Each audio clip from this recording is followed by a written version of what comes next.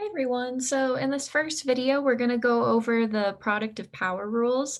And this is the first one on your note catcher if you want to have that pulled up and reference it. So the rule that we talked about yesterday, let me switch over here.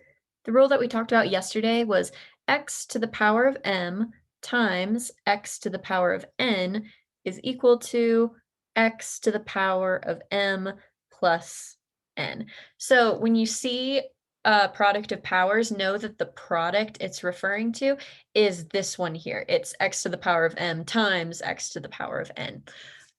So let's walk through a couple examples of how you might use the rule like this. And I'm just going to pull this example straight from your note catcher. So feel free to follow along on there and write this down once we figure it out.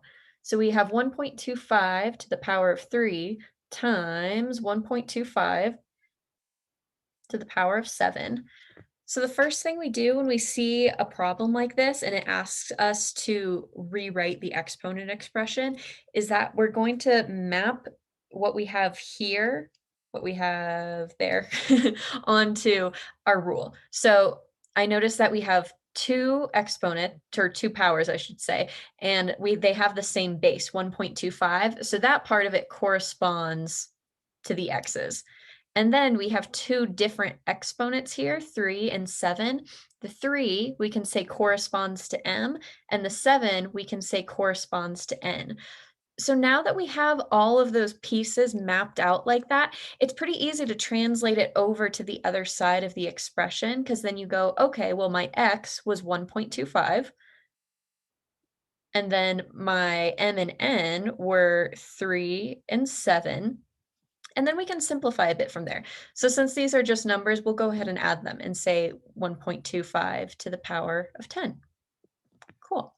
So on the other example on your note catcher there, it is 312 to the power of a plus b. And you'll notice on this one, instead of starting on the left side of the equation here and then moving over to the right, we're starting on the right side of the equation and we're translating it back to the left side. So go ahead and pause the video here and try to work this one out on your own, and then I'll tell you the answer after the fact. Alrighty, so if I go through the same process and map this out saying, okay, I see that 312 is our base, so that must be x.